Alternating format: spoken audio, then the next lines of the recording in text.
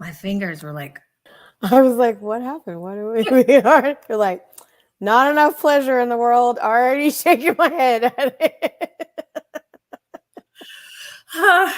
you know how computers, I don't have a mouse. My finger was touching it. I was like, Oh yeah. You're like, yeah, activate, activate. I don't like when the robots don't do what we tell them to do. So trust me. exactly. I know the feeling. But welcome back. Welcome back. Thank you. I missed our conversation last week. I mean, granted, I was, doing last week, so it was great. I said, you Um, didn't miss us. That was yeah, such.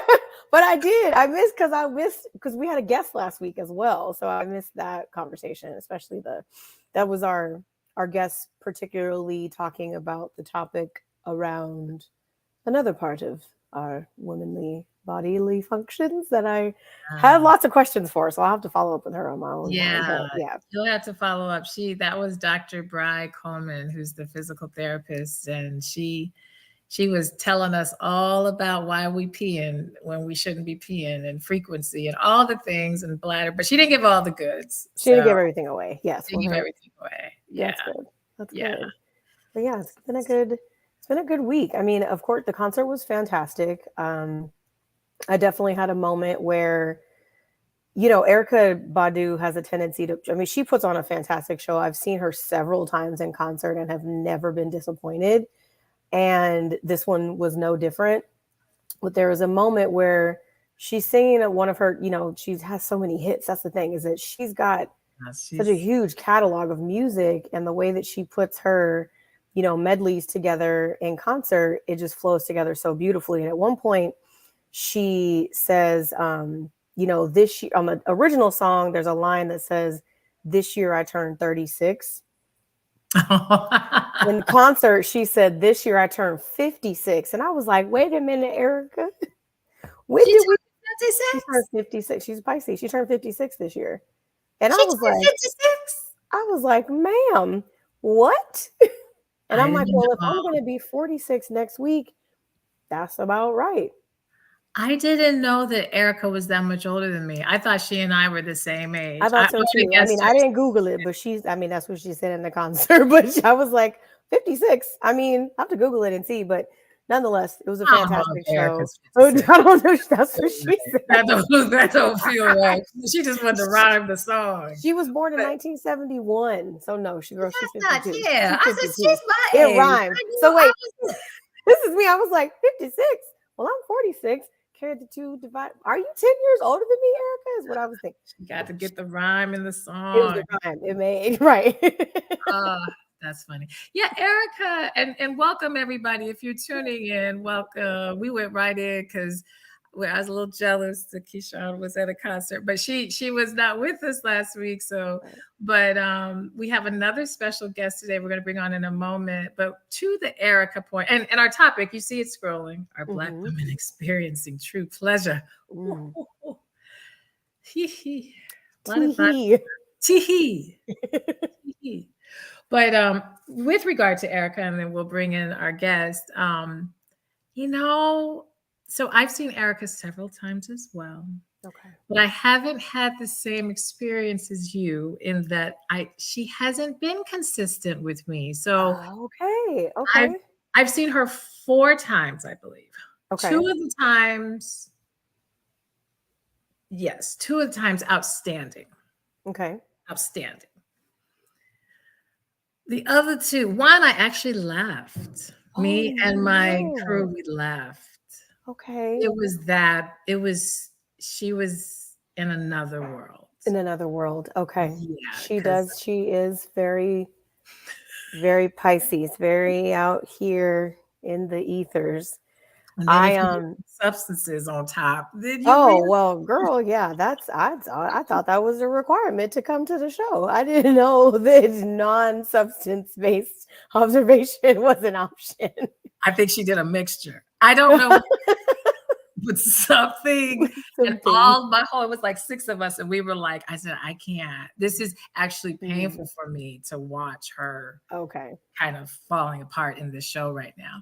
But then, I gave her another chance at the Essence Fest, and she killed it. With the last Essence Fest I went to, which was probably 2015, so that's been a while ago. She Mhm. killed it. She was outstanding. She was outstanding. So she really redeemed Good. herself. But That's good. That's good. anyway, so before we bring on our guest, Keisean, you mentioned a birthday next week. I did. Yes, my birthday is next Wednesday, and I will be 46. Actually, I am. That is legitimate how old I will be. And it's interesting because this month has been one of those, you say, well, I would often say my birthday is at the end of the month, so I celebrate all month and kind of close out with a bang. And that typically never happens. I always save up all the celebration until the very last weekend before my birthday, but this year was different. I've been actively doing something every single week, and I am now tired. Actually, I'm done celebrating, and the birthday hasn't even come yet. But Right. but yeah, my birthday's next week. I'm looking forward to just another year. My having a birthday in June is interesting because for me it's 7 days after summer solstice, which is a reset for a lot of folks. It's midway point through the year. It's a time of lots of change and things like that. So I typically come into my birthday with that mindset of what I want to do differently. And this is really my new year, so to speak. It doesn't necessarily happen in January. It happens on my birthday. Right. So I've been feeling a lot of a call to surrender and also remember. Those are the two words that keep coming up in dreams and meditations is surrender and remember. I don't know exactly what that means, but I'm just surrendering to it. It's powerful. It But works. I think surrender and remember, that's the whole point to me. And so I think this ties in nicely into what we're going to talk about today, this idea of surrendering, this idea of remembering who we are to the core as women. So I'm super excited. I'm kind of obsessed with our next guest. I love her so much. I've had her on my podcast.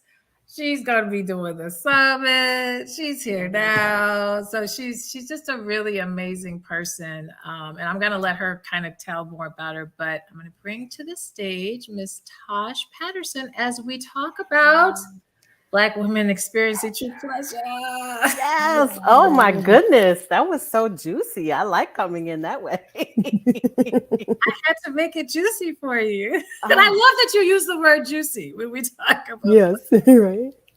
Yes. Oh my gosh. I'm so excited to be here and to be able to have this conversation with you all because I think all of your topics are so, cause me to lean forward. And I'm sure other women are leaning forward like, wow, I haven't thought about these things. So we're going to get into it. I already feel it.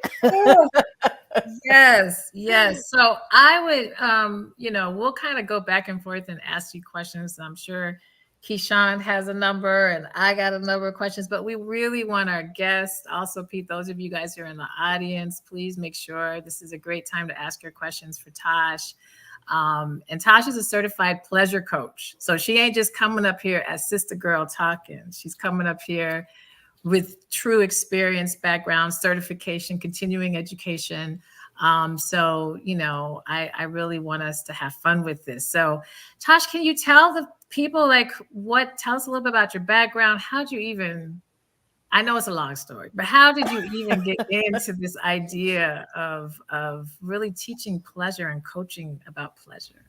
Yes. Oh my goodness. So Kenya, if you have questions, because you have interviewed before, pop in, ask me, but I'll try to condense the story a little bit. But, I'll start with where I am now and do a rewind. So today I currently live in Mexico and I left the US a couple years ago. I sold it all and moved to Mexico with my husband. And we live 15 minutes from the beach. And I'm living a beach lifestyle. And so I'm able to have sunrise walks, sunset walks, fresh mangoes, fresh avocados, just, really living an abundant life, but a simple life. And so it's not over the top luxuriousness or flossing or any of those things, but it's really like me coming home to me and connecting with the nature around me and connecting with the essence of who I am in the world and who I want to be in the world. And really just deprogramming myself because I feel like I have had a lot of programming over the years. And so if we rewind the tape of my life, I did what I imagine you two did and what a lot of women do, a lot of Black women in particular, which is we kind of follow the script. Like, what do I need to do to be successful? So I, went to college, then I went to graduate school, then I got a job, I climbed the corporate ladder, I got married, I bought a house. I had the cars in the garage and the nice expensive bags and the clothes and the shoes and the trips. And I was just checking it all off. And I was doing what I was supposed to be doing to be successful. But I was looking at all of that like, okay, so is this it? Like, this is it. Like, I'm grown. Like, my parents don't give me no money. I got a mortgage payment. You know what I'm saying? Like, I supervise people at work. I got a big old team of like 30 people. Like, is this it? And so I was in that moment just like really wondering, like, I followed this script and I still don't feel happy. I'm not sure what's going on here. So as I was starting to ask that question, I had a really demanding, stressful job, and it was coming through in my body. And I now have the language to say what it was, but then I didn't know. And so I was really sick. I had a lot of vaginal blood discharge.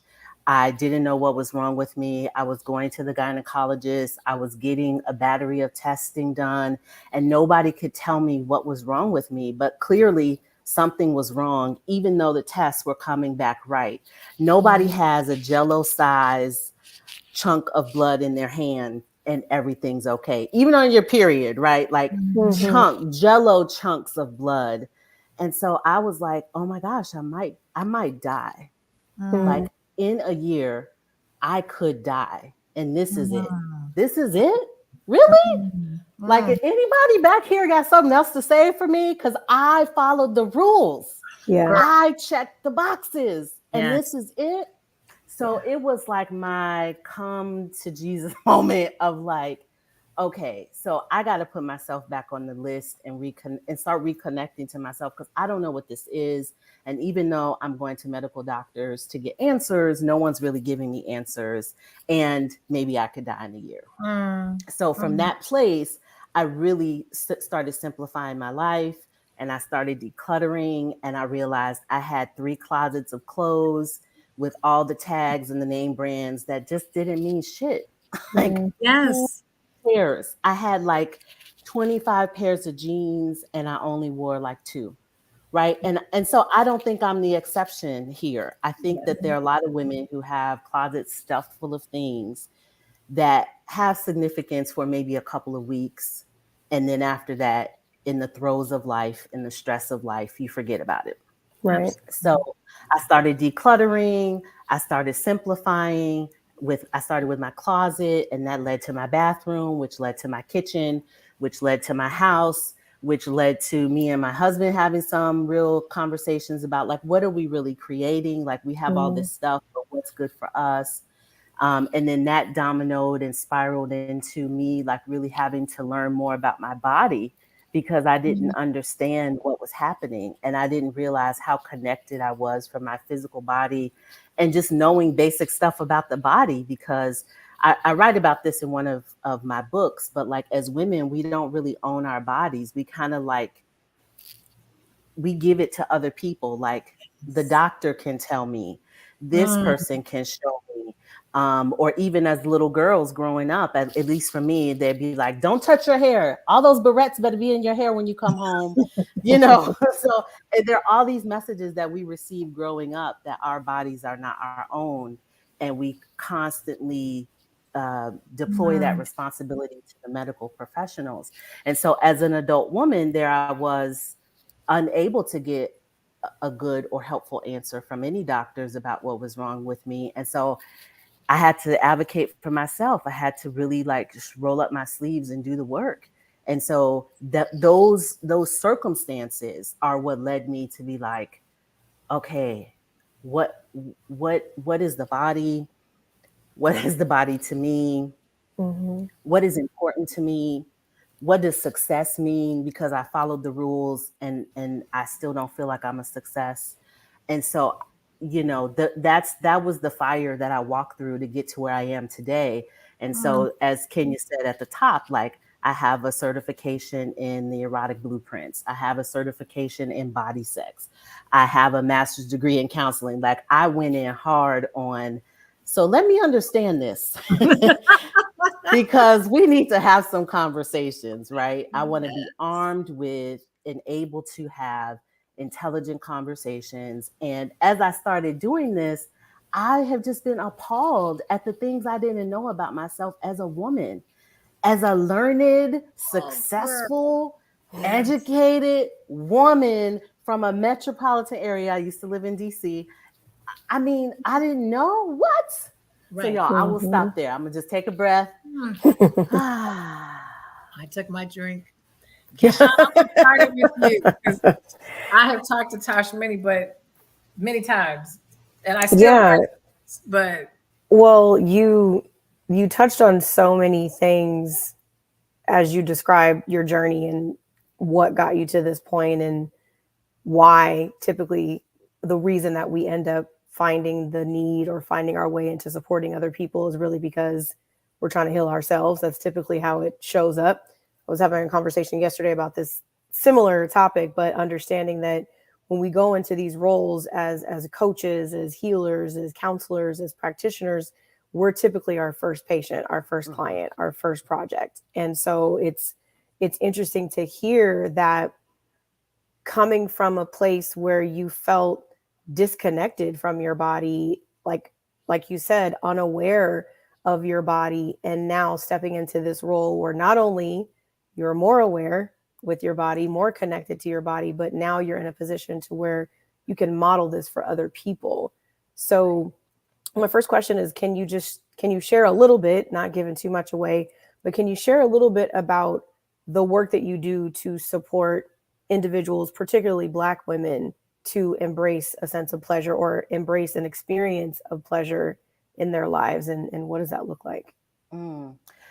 Yes. Well, I kind of have two responses to that. So the first one around the work that I do. So I do virtual sessions with women and really helping them, unplug and tap into and become more aware of their actual genitalia. So we're going to look at and talk about and help you identify what's there.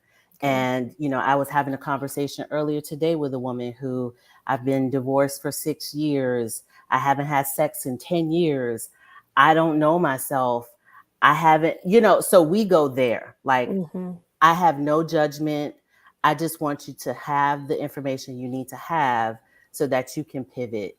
And so I do virtual work, but then I also do in-person work, like retreats, where women can come together and have these conversations about what I call self-care and self-pleasure, because there's an intersection there. And one of the things that I realized is that as Black women, we don't even have really a good vocabulary about what pleasure means.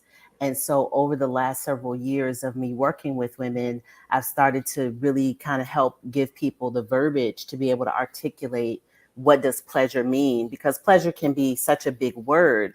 Right. And so I have what I call the pleasure triangle, and I should have drawn it out and I didn't. So if you just imagine a triangle, and on one side of the triangle is like your daily pleasure. So what's something you can do every day that will bring you joy? And it can be simple pleasures, like every day I eat a chocolate after dinner. Every day I go for a walk. Every day I have, 15 minutes of quiet and I read something and I drink my tea. Like whatever it is, it doesn't have to be over the top, but something that's just to replenish you and keep you connected to your own personal joy every day.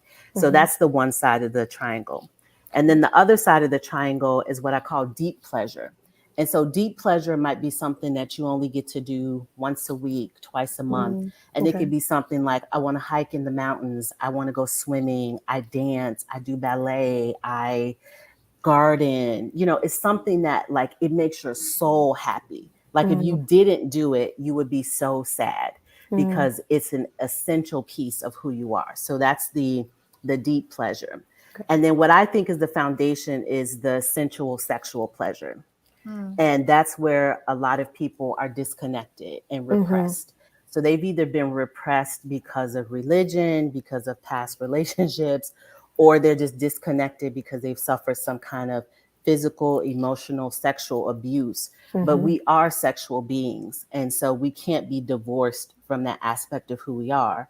But so many people have turned that off, either knowingly or unknowingly. I think stress is a big reason that people turn off their sensual and sexual well-being, is because their mind is constantly going. They have a checklist of things they need to get done and places they need to be, and they just don't feel in the mood. And then many women share with me like, well, I hardly ever have an orgasm, so why am I going through all the trouble of this anyway? Because it's just for them, so forget about it. Right. And so they don't understand the health benefits of having having regular orgasms, as well as healthy pelvic floor muscles, which I know y'all have talked about. So, it's like, oh, go ahead, Kenya. No, I was just going to say, we actually didn't talk about that because we're going to save that for the summit. But that what you're saying as far as the healthy orgasms actually is the health of the anatomy of your sexual, of your supporting organs and your reproductive organs. I mean, it's not just about, ooh la la, love, connect, it's literally your health. Your health. Right. And like that's so then that's the part to me that's alarming, that we don't even have the basic knowledge to begin to understand like how important this is. Like some women who, like the woman I was speaking to earlier today was sharing with me, she said, I had no idea that, my vagina is a muscle and that if I don't use it,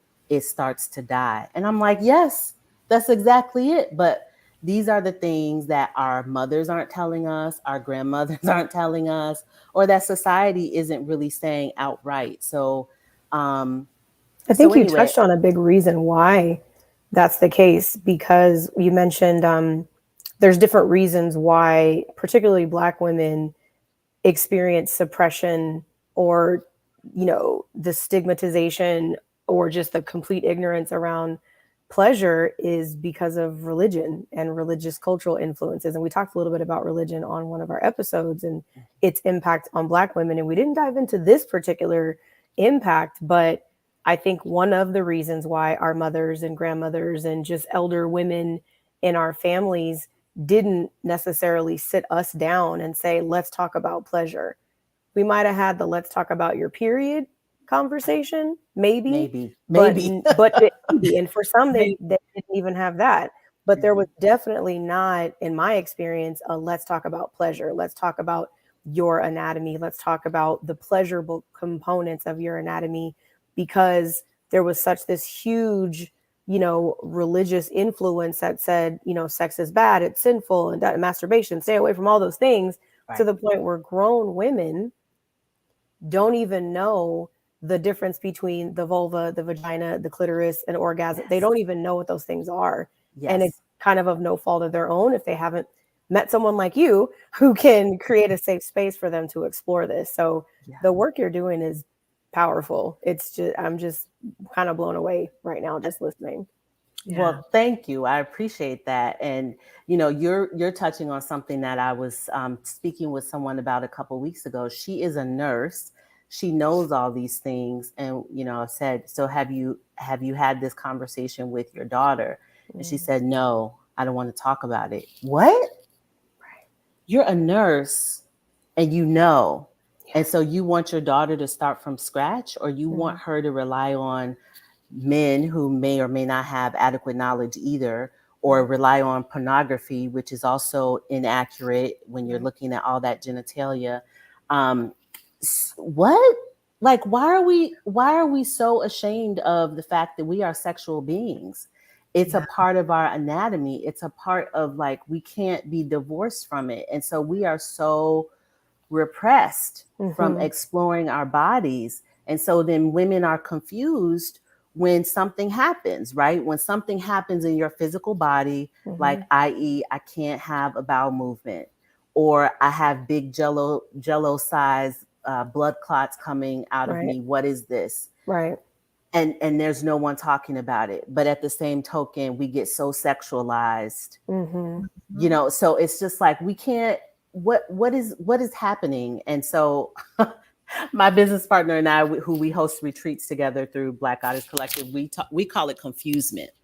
Confusement. And we made up the word because Black women are living in these giant pendulum swings of like, be sexual, be a freak in the streets, but a lady, a freak, the opposite, I think, is what they tell us to do. A lady in the street and a freak in the sheets, right? Yes. So you have that imagery. Oh, okay. Yes, yes.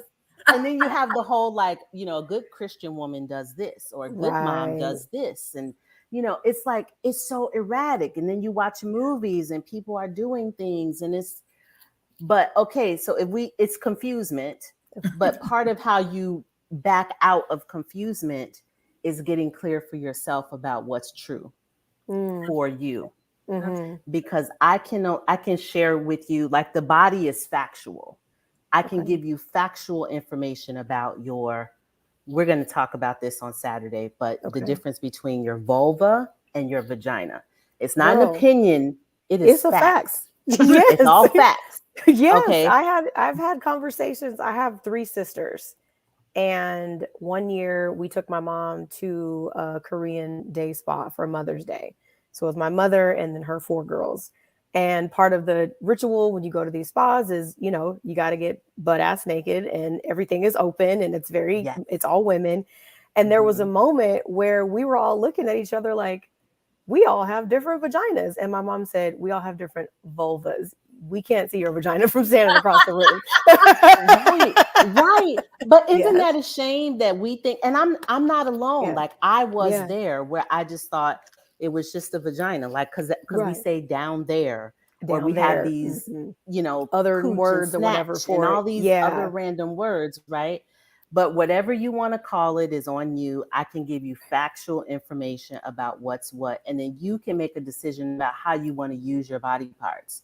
So do you want to use them for self-exploration? Do you want to share them with a partner? You know, like, those types of decisions are for you to make based on your personal morals, beliefs, religion, all of that. But there is a baseline of knowledge that we need to have. And so those are the things that I want to help women be better equipped with. So not only this bigger concept about pleasure as a triangle, because sometimes that gets confusing, like, oh, well, you know, I went for a walk today. Is that enough?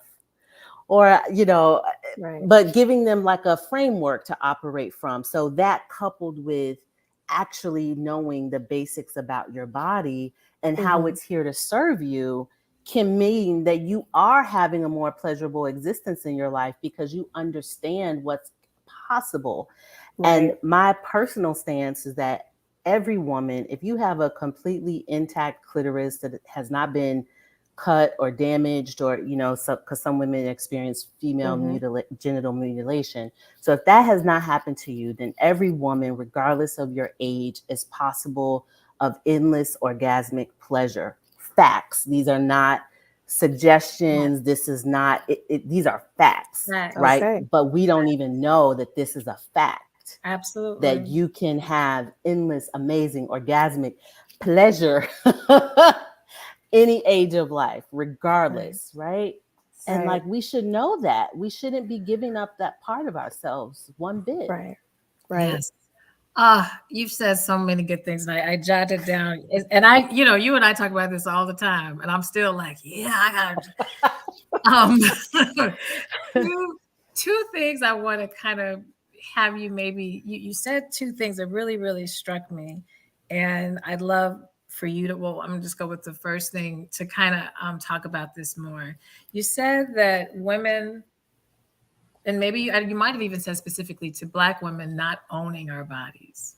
And I want to just kind of dig in that a bit more, because this is something I'm really passionate about as well, that hence us not knowing these things, because it's like, I don't even own this.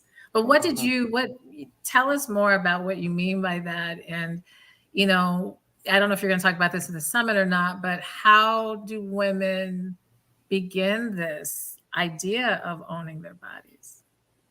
Yeah.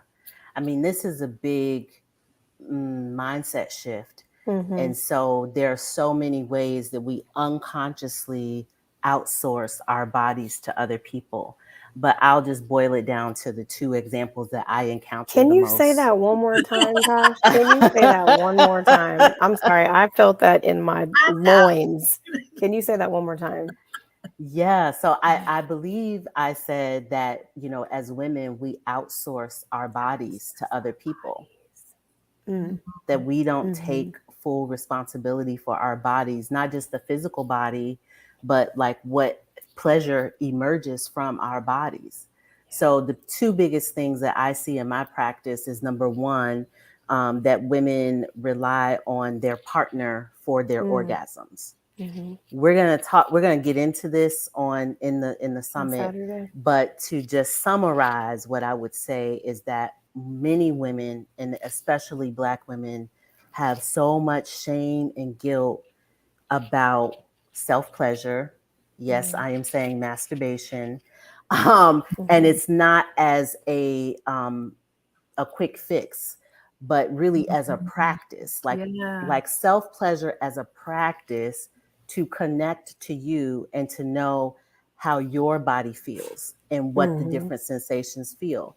Because as women, our bodies change. It's different after your first child, after your second child, if you have a hysterectomy, if you are on your period. There are all these reasons that what our bodies feel like changes over time. So what the type of orgasm your body produces when you're 50 is not less than what you did at 20. It's just different. Mm. But we don't have, many women, let me say it this way, many women don't have a self-pleasure practice. And so they are relying on their partner. And I work predominantly with women who heterosexual women who are connected to men. So I'm speaking from that lens, but also recognize that there are many, you know, lesbian women who have other partners, right? So I don't want to exclude, but I just want to like pause and say that for a minute. But you know, they rely on partners for all of their sexual pleasure. So what happens when your partner isn't in the mood, is stressed, is sick, is out of town for 2 weeks, or y'all just don't like each other right now? That's real talk. Or what All of happens the above are also a possibility. Right, They all out of of the town, above. they ain't in the mood, and I don't like you right now.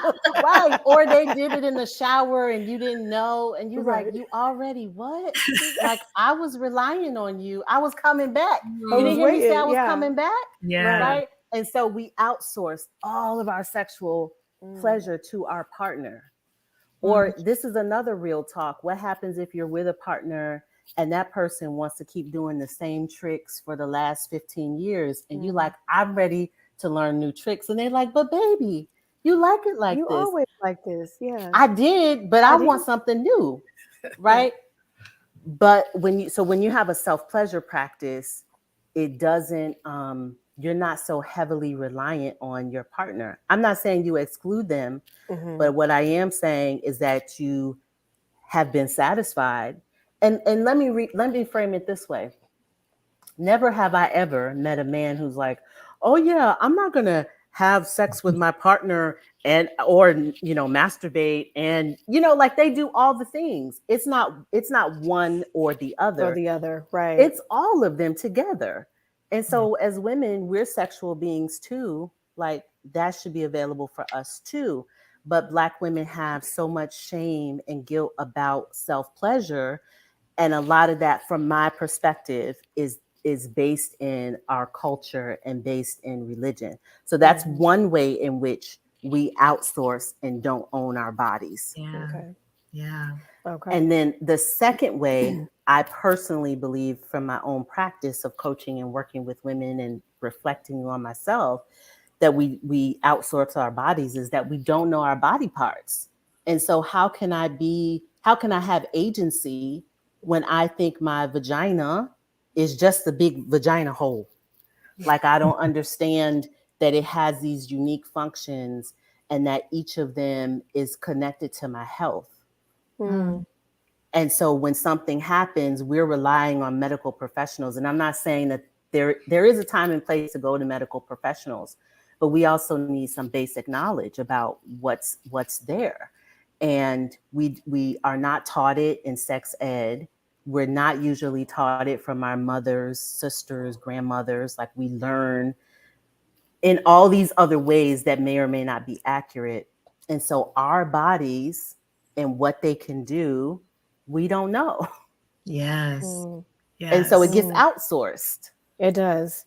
It does. Like, because like you said, if we're operating with a sense of disconnection from our bodies in general, especially from the down there, the nether region, so to speak, if we're disconnected from it, then the need for autonomy doesn't even seem to be a priority, because we're like, well, I don't really know what's going on down there anyway, unless, like you said, relying on a partner or something along those lines. I mean, I remember when I was a kid, my mom had this book. It must have come out in the 70s. I don't remember when, but it was called Our Bodies, Ourselves. And it was, I guess pretty taboo at the time, because it had a lot of imagery, including imagery of, masturbation, self-pleasure, full anatomy. And I remember after starting my period, like, having that book, like, it was set on the foot of my bed. And I was like, okay, I guess, do I read this now? Like, that was kind of the extent, there wasn't really anything else. And just out of genuine curiosity, I started flipping through the book and looking at the images, and, hindsight is one of the ways I knew I was gay. And so things like that started to happen at a very young age.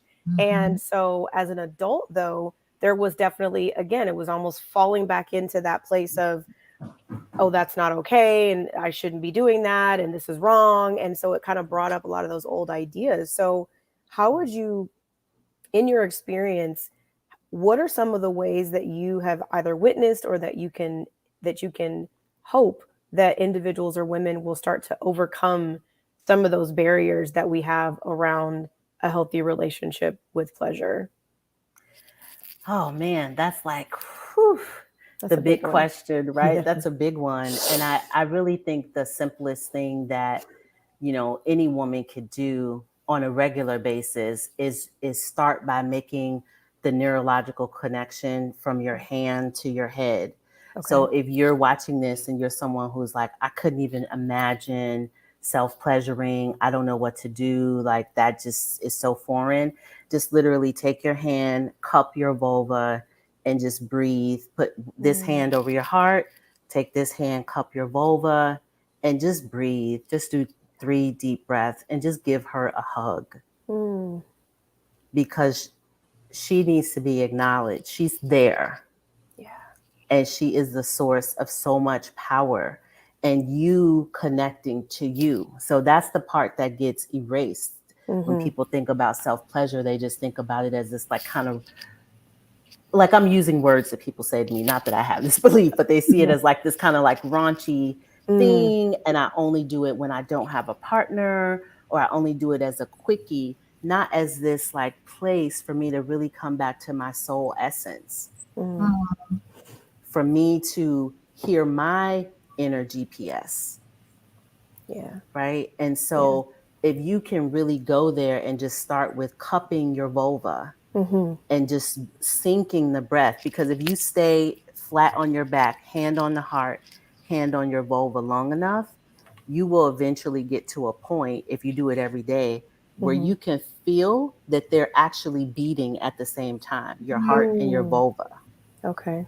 Like, that is a powerful reconnection back to yourself. And that's what all of this work is. This like acknowledging yourself as a sexual being is actually coming back to sexual and creative energy, coming back to abundance, coming back to stabilizing your central nervous system. Yes.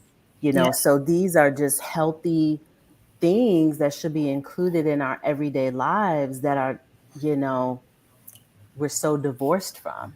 Yes. Yeah. So thank you so much for breaking that down just like that, because you're segueing into a space that I was going to follow up with this, not owning our bodies. And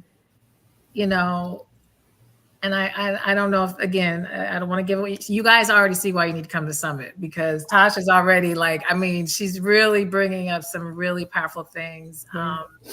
I'll put, because I don't think Keisean can put this on the screen, so I'm going to put this comment up. Okay. But this is so insightful and powerful, and thank you. Yeah, Glad you're here, Stephanie. yeah. But this disconnect, I hope that women, and you kind of tell me your thoughts about this, because I've been really studying this pretty intensely, this whole idea of pleasure, really since my divorce, to be honest, because I finally felt like I had the space. Because when you're talking about not owning your body and, okay, I gotta do this, it does feel very dutiful when you're in committed, relationships. And when you get a break, it's like, ooh, I don't want to touch nobody. I don't want to sleep. Don't look for me. Get somebody else to do it. It's not. Yes, let somebody else do it. Right. And so when I got divorced, it was like, I can now have pleasure dates. Like I can now do this with myself. And it was honestly during a Clubhouse room, and Keisean and I met on Clubhouse, and there was a Clubhouse room where we were really breaking down, and I want to say it's Audre Lorde, I think it's her piece. Oh, it could be. Yeah, on erotic, what this really all really means. Oh, the erotic pleasure article. That's a good one. Yes. And how for women, we, how our zone, when you said soul essence, that reminded me of that. That's where our power actually really sits. Yeah. That's where our empowerment, when we're talking about our divine feminine, our power, our sense of confidence, our gifts is all kind of, it's embedded within this very primal sexual space of ourselves. And through historical years, it's been stripped from us to take us away from our power. And it has made us dumb to it almost. And so when you were saying that soul essence, I mean, that I don't know, when you're doing your work with women, do you guys go as far into that kind of getting your power back? Or is it more just focused on the act of pleasure? Yeah, for many women, it's that. I mean, just the act of for some women touching, making the connection that if I take my hand and touch my vulva, I can bring myself pleasure. I can have pleasure independently, is revolutionary for some people. I mean, and I'm not even talking taking a tool, vibrator or anything. I'm saying just the power of knowing that my own hand can do that. For some women, it's just like, right? Yeah.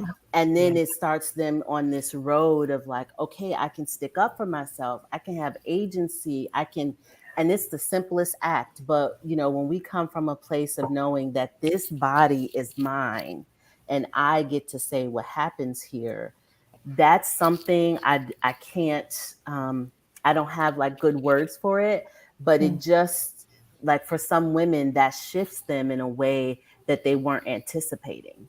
So I can see that.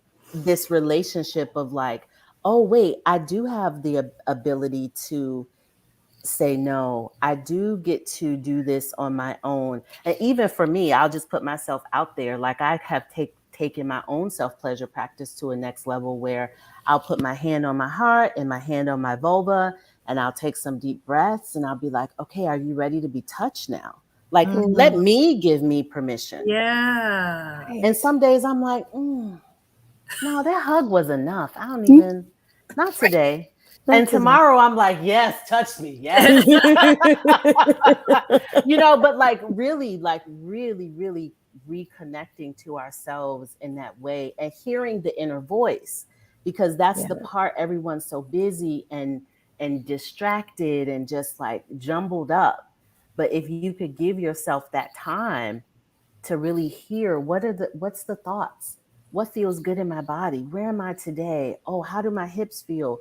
Coming back to the body is a grounding experience and can shift things for people. We have been taught to prioritize the the mental and the strategy, but the body needs attention. And so if you're stressed out every day, if you're overextended, if you have kids, if you're living and walking in the world and being a human, you need time to decompress and stabilize your central nervous system. It just is what it is. The body needs attention. Yes. And there's nothing wrong with that. There's nothing wrong with that. So just like you prioritize, not you, but like some women are, oh, I get my hair done every 2 weeks.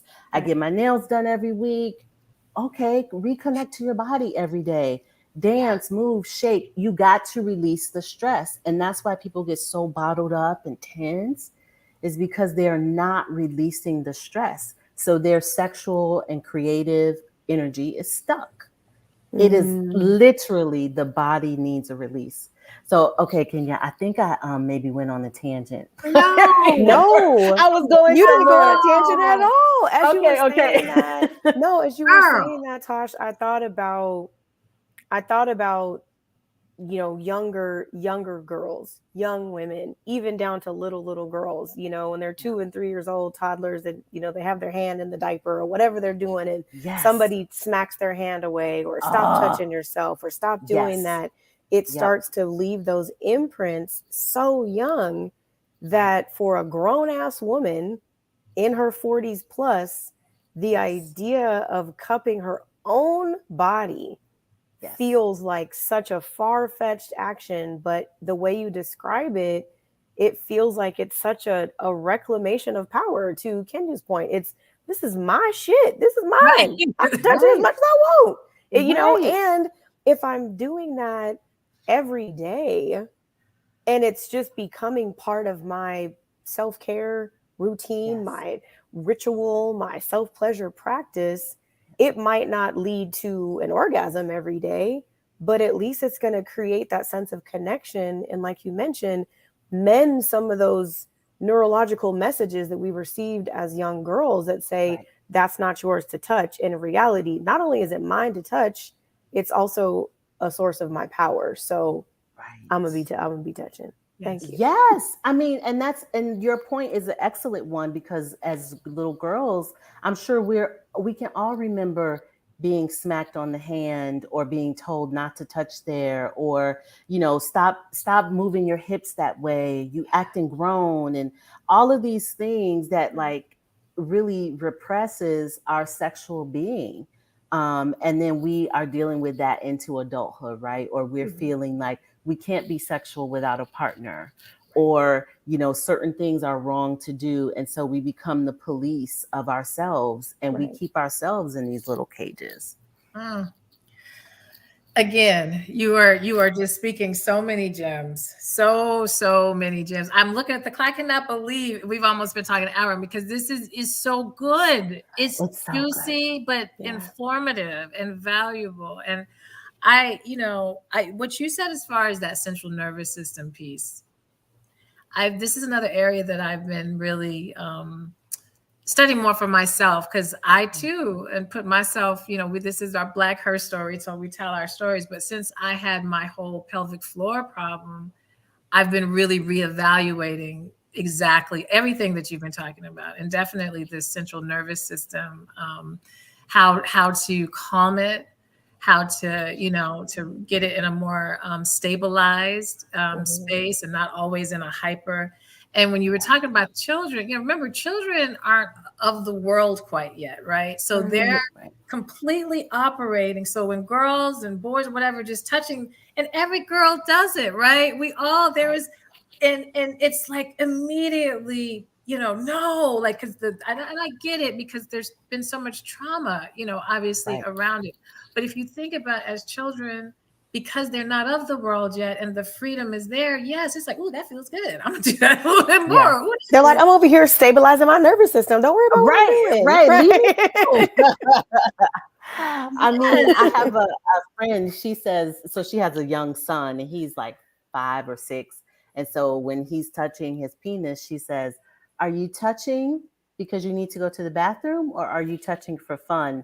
And he skips away and he says, I'm touching just for fun. I'm touching just for fun. So can Okay. you imagine, like, as a parent, if we have these small adjustments? Because I think some of it does come out of fear of, okay, why is a young child doing that? Because has someone been inappropriate with you? Right. You know, so we do have that operating in the background around sexual abuse and stuff. But I think even these small question phrases that we can say to kids can help pivot, and we can be more sex positive Right. without being like, no, stop it. No, don't, you know?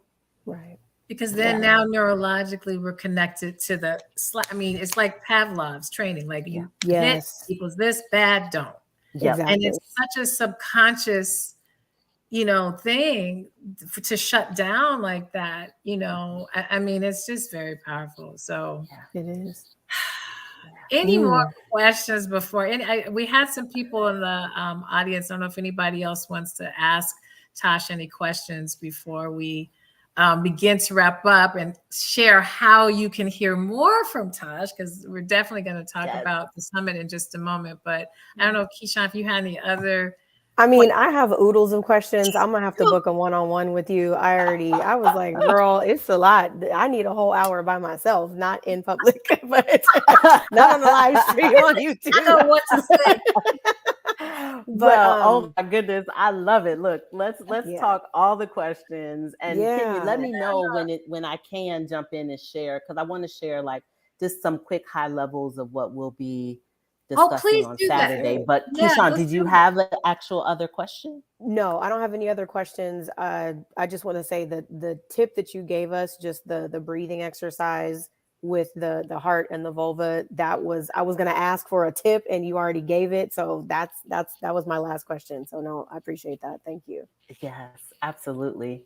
So the one other thing I do want to just share here, because I do think it's a powerful piece of information, is that women, and I know I was this way, like we see the male model of sexual response and we think that ours is supposed to be the same way, meaning men get excited, their penis gets erect, you know they're erect, they have the intercourse, the penetration, and then when they're finished, it's done, it's over. And that can happen in anywhere between 8 to 12 minutes for the average guy, right? And so we think as women that our arousal and response is going to look the same way, but it doesn't. So I was floored when I learned that there's an actual thing called the female model of sexual response. Have y'all ever heard of this? No, ma'am, I have not. I haven't as specific as that, but I have an idea what you're going to say. But go ahead. Share, I don't have any idea at all. I am in the front of the class with my notes, like writing it down. Yes. Oh my goodness. So I was so floored when I learned this. So the female model of sexual response is that, you know, men, boom, done. Women, it takes us anywhere from 20 to 30 minutes to become fully erect in our vulva clitoral tissue. And it takes us the longest to get to the first orgasm.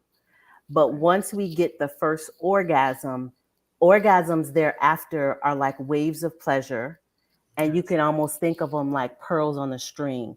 So the second one is like, I'm here for you. The third one's like, yes, girl, I'm still ready. The fourth one's like, oh, yes, let's do this. So you can keep going. So once a woman is properly aroused, she doesn't lose her orgasm. Okay. Correct. Or the stimulation or the blood flow. But the difference for us is that men actually see their penis get erect. But as women, we don't see our clitoris get erect. Like we might feel it, but we don't know because we haven't been taught. So once we have been aroused for that 15, 20 to 30 minute window, depending on the person, after that, you can be in and out. And so, you know, orgasms are abundant, but we haven't been taught how to stimulate and work our own bodies. So we live on the struggle bus of not enough orgasms, not consistent orgasms, Mhm. and they kind of fall out of the sky. And you're like, oh, wait, oh, today's the day. There Yes, it is. it's Finally, here. I have been blessed with an orgasm. I've been waiting my whole life. I've Yeah. been waiting. But I mean, can you imagine shifting from Yeah. I've been waiting for one, I don't know if it's going to happen, my partner always gets one. Can you imagine shifting from that to when I have a sexual experience, I have an orgasm? I'm not saying what type of orgasm. Yeah. It can be big or small or faint or powerful, but to know and believe and trust that your body can produce that for you consistently is like a big shift as well. And so we're going to dive into that more specifically on Saturday, but I just want to serve the people and say, women, your orgasm does not look like a man's orgasm. It will never look like a man's orgasm. What you need is not the same. And we just haven't been taught that information. So we're going to talk about on Saturday, like how you can have consistent orgasms with some special tools I'm going to share. We're also going to talk about what I call your pleasure anatomy, which is your vulva and your vagina and what's the difference. And you're going to learn like just the high level parts you need to know. I won't get too, scientific on it. It'll just be like, oh, okay, I never knew that. We're also going to talk about how to maintain lubrication as you age and what is necessary for that, because a lot of women have been given misinformation about that, but it's really not as mystical as we think it is. And then how your sexual power can really lead to creativity and abundance. But that's also a concept that we haven't really had an opportunity to dive deep in when we talk about sex. And then the last thing of like how you can have satisfying and fulfilling sex with or without a partner. Yes. Okay. Come on, ladies. Y'all With need or to without. come. Yes. Okay. Heard it. Yes. Thank you. I've put up here, so those of you who are watching, the summit is on Saturday, June 24th, and it starts at 10 a.m. And 10 a.m. Central. That would be 11 a.m. Eastern and 8 a.m. Pacific. I know that's really early for Pacific time on a Saturday. It is a day-long summit, so Tosh is going to be bringing up the rear at the end. Really, we start off with Dr. Donna discussing about perimenopause and menopause and ways to live through that, all the symptoms, the ways you can manage that holistically as well as medically. And then after that, we've got Dr. Bri Coleman, who is the physical therapist who was on last week here on Black Her Story. And she's going to get us ready for what Tosh is talking about with the pelvic floor and the health of your body in terms of your reproductive organs and genitalia, and how that really literally ties into your health, how it ties into your mental health, all of that. In addition to some other things regarding the pelvic floor. And then Tosh will, bring us out at the end, talking about all that she just discussed and more, and really giving, more specific things you can do, consider, and obviously ways to work with her, attend her retreats, all of those things. And in between, I'm like the hype girl. So I'm doing some free giveaways. Right now, the group is going to be a very small, intimate, and I'm really grateful that this is turning out to be small and intimate, because to your point, Keisean, when you were like, I'm going to ask that later. I know that, this to everything we've said tonight, this is an area that I know we haven't comfortably just, let me just tell about this. So, the fact that this is panning out to be a small group of women, I think this is going to be really, really special, because I think we're going to have the intimacy where we can really have good dialogue and good information sharing and support. And, so if this is sounding like you want this, need this, please, we'd love to. You can still sign up. It's Saturday, so we still have a full day. You can go to onedaysummit.eventbrite.com. And if you're really wanting to, we're kind of doing a deal where if you're part of my email list, you get kind of promo codes, but you can always email me to get a discount code. And I'm going to see if I can bring this up here real quick so that you can email the address that scrolls there, the info at findingyourvoiceafter40.com, and we'll give you a code to access things for half off. But this is I'm just so excited. And when you were talking about the model, what's it called? What's the model called? The female model of sexual response. So in my discoveries, post-divorce of yes and yes, I really had to work with my current partner. Like, we really have been studying this, like understanding the timing. Because he's like, you can go and then go and then go. And I'm like, yeah, I guess I can, And so it's like, well, he's like, well, I can't, because that's not the way. I'm not set up like that.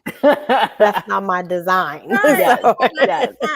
So we've been really working on like the timing of things so that it's not, he's, and then I'm like, we're sitting here like so many, I think, women experience, but how do we get into the play of this in a way where, this isn't just about the outcome, but it becomes a journey and a playful, at least when we're together in that way. So yeah, I didn't know it was called the official name of it, but that's good to know that it has an official name. And I know we didn't have time to get into it today, so maybe we'll if you have the space to come back and talk to us a little bit more about the erotic blueprint concept. You mentioned it early on, and the first time I ever heard that terminology was on the Netflix special Love, Sex, and Goop, and there was a white woman who was talking about erotic blueprints, and I went to the website and took the quiz and got the PDF.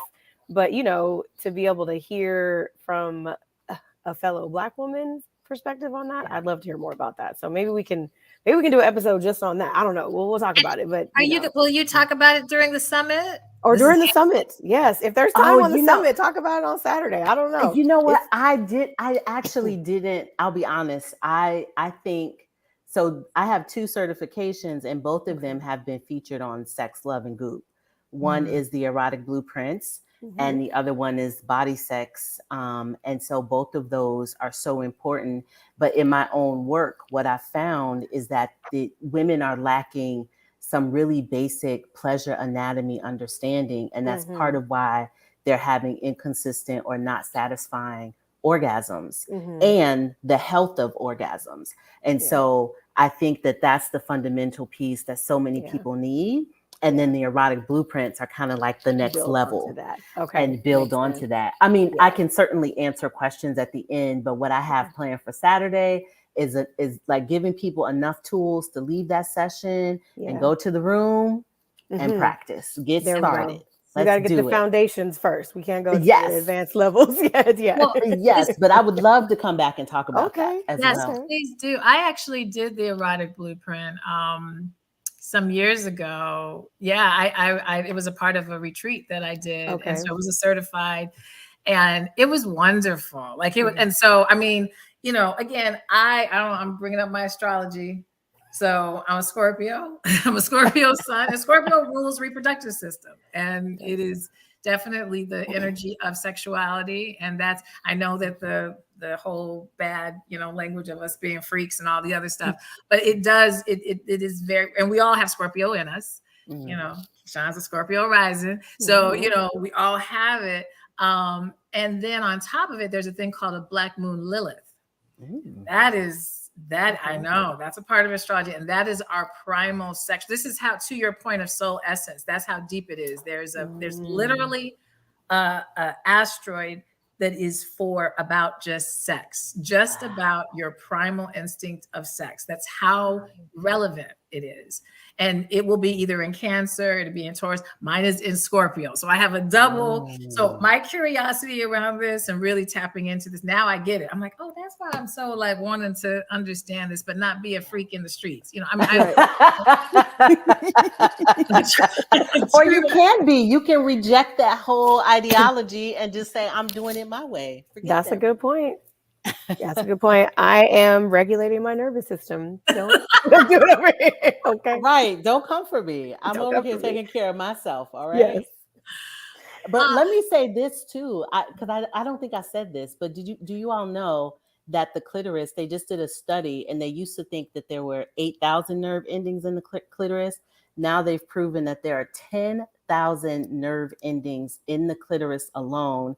And its only function, your clitoris's only function, is to provide pleasure. It has no other purpose. Versus the male penis has to function for urinating and for pleasure. Right. Like, we have a part of our anatomy, our natural design, made is just for there. pleasure. Wow. I mean, isn't that Yeah. our vulvas are freaking amazing? Mm-hmm. We are so powerful as women. Look, Yeah. this is why all the shit's happening. This is why all the crap is happening in the world right now. Yeah. Because women, we've been cut off, and you know, when you look in ancient times and you really understand where women were in society, it is a very different picture than what we see right now. Mm-hmm. And yes, we are literally physiologically and emotionally, there's just a lot of power behind us, but we've been so disconnected. So people like you doing this work is amazing, because the only way we're going to remember who we are is having, you know, light workers like yourself who are coming and spreading these words and really doing it in a very, you know, holistic, beautiful, not raunchy, not accusatory, just, you know, really safe, so that we can literally tap into a knowing that we've always had. So we really appreciate you. Yes. Well, thank you. I received that. And I want to say thanks to both of you really for continuing to show up and have these conversations and bring forward some new narratives for women to consider, right? Like, because some of it is that we just don't even know what we don't know because it's so in our blind spot. And so all the different guests that you bring on to dive into some of these conversations is also supporting. It's like an echo chamber of all these things that can like really positively help someone pivot and shift and really change their lives. So thanks to both of you for being here to do this. You're welcome. You're welcome. Yeah. Well, this has been outstanding. It has. Last minute. I'm like, I gotta go. I gotta have a moment. Bye. We're all arranging our self-pleasure dates today. I mean, really, seriously. I heard somebody say your self-ceremony, self-service ceremony, self-ceremony. Really, this has been so good. Yeah. So good. Such a great conversation. Yes, it's really, I can't come back. I can't wait to come back and have some more because I'm like, there's so many other things to discuss. You may be start with this. You know how people are contributing, like they come once, you know, those shows where they are contributing. Like like how Deepak Chopra kept going on Oprah. Right. It's like that. Yeah. You don't keep bringing me back. And we're going to hear from Tosh again. Hey, you know what? And I'm a nerd. I like to be in the research and I'm going to be like, did y'all know? Yes. Listen, just don't, you keep saying that. Just, it's like, yes, I'm here for it. I'm so here for it. Awesome. And I'm really looking forward to Saturday too, because I think that these conversations are so necessary and we have to stop thinking about our bodies and our sexuality as kind of an afterthought and it make it more of a priority. Like I'm prioritizing myself. I'm prioritizing my wellness by tuning in and being aware of these things, right? And for those of you who are mothers and aunts and grandmothers, learning so that you can teach those women, those younger women around you, because we don't want them relying on porn, which is just entertainment. I'm not knocking porn if that's what people like to watch, but it's not accurate. It's not a good place of education. And so many people are not getting the information they need from porn, and it's messing with their heads and their minds. And you have women doing these things to their bodies that are unnecessary because they're lacking knowledge. So if you are a woman who can influence other women, which we all are, I invite you to come into this conversation and learn so that you can pass it on. You know, let's be intergenerational and share this knowledge so that we can all be plugged in and tuned in and turned on to our pleasure. Oh, girl, you about to start a whole nother discussion. I won't say anything else. No. I love it. I love it. I love it. All right. Well, we will, you know, I won't be here next week. Keisean, we got to discuss because I think we'll Keisean discuss over the weekend. So we can't say, you know, we're usually here every Thursday, but I'm not seeing Erica but I am doing some vacation. I'm actually going That's to be good. seeing Usher, not on next Oh, Thursday, but I am en route okay. to Usher during. He's going to help me put the thoughts in my brain. So There at you go. the Usher date, I'll know, I'll have context, things to reflect on, you know. So, Yes. I love it. I love it.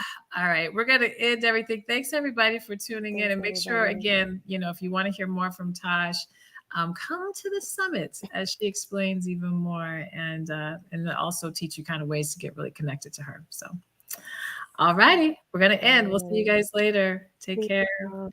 Bye. Bye.